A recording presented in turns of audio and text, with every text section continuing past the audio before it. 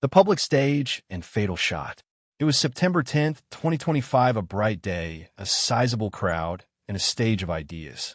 Conservative activist Charlie Kirk traveled to Utah Valley University, UVU, in Orem, Utah, to deliver a talk as part of his American Comeback Tour. Around 12:23 p.m. Mountain Daylight Time, while Kirk stood in the open courtyard addressing attendees, a single sniper's bullet struck him in the head. The audience, approximately 3,000 people, reacted in horror. Some ducked for cover. Others scrambled. The scene erupted in chaos. Aides rushed toward him, security shouted instructions, and medical personnel attempted to render aid. Kirk was rushed to Timpanogos Regional Hospital in critical condition, but he would not survive.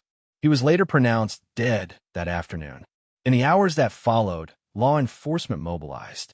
The FBI and other federal agencies joined local investigators. Surveillance footage, rooftop vantage points, and witness accounts were collected.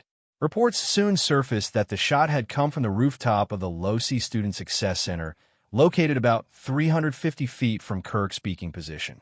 Within 33 hours, authorities identified and arrested a suspect, Tyler James Robinson, age 22. He surrendered peacefully to law enforcement after being recognized by his parents from released photos. Robinson was charged formally with aggravated murder, as well as firearm offenses, obstruction of justice, witness tampering, and committing a violent act in front of a child. Prosecutors announced their intention to seek the death penalty. One element that drew attention was the weapon, a .30-06 Mauser M98 bolt-action rifle, a vintage firearm that predates modern serial number laws, complicating traceability. DNA evidence later emerged. Forensic analysis matched DNA from a towel used to wrap the rifle and parts of the gun to Robinson. Also, messages from Robinson's Discord account appeared where he seemingly confessed, stating, "It was me at UVU yesterday. I'm sorry for all of this." Despite the mounting evidence, significant questions remained. Was Robinson acting alone? What motivated him?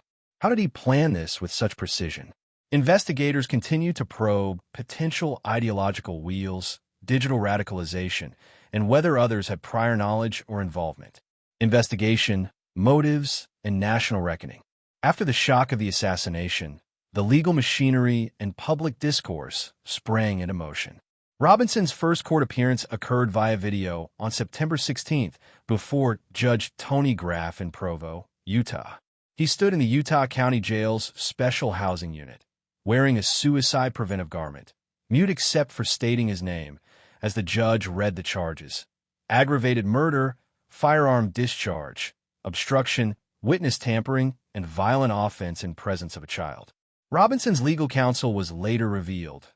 Catherine Nestor, a seasoned former federal public defender, was appointed to lead his defense. One controversial factor: Robinson's mental health. He was moved to special housing for monitoring despite having undergone evaluation. This has spurred speculations about whether a mental health defense or mitigation arguments might play a role. From the prosecution's viewpoint, the circumstances justify the pursuit of the death penalty, citing aggravating features: the assassination of a public figure in open view, the risk it posed to bystanders, including children, and the potential ideological targeting. Public reaction was swift and polarized. Many conservative voices described Kirk as a martyr, while others questioned how political rhetoric may have fueled violence. Conspiracy theories flooded social media, some claiming the shooter was a patsy, others pointing to hidden operatives. The weapon's antiquity, a pre-serial number Mauser 98, stirred additional alarm.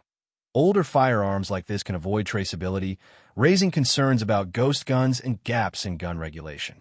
At the memorial, Kirk's widow, Erica Kirk, delivered a message of forgiveness. She publicly forgave Robinson, invoking Christian principles. The answer to hate is not hate. Her words were widely covered and moved many who had followed the story. The Guardian. Investigators also explored other angles: rumors of false confessions, possible distractions, and the role of online groups.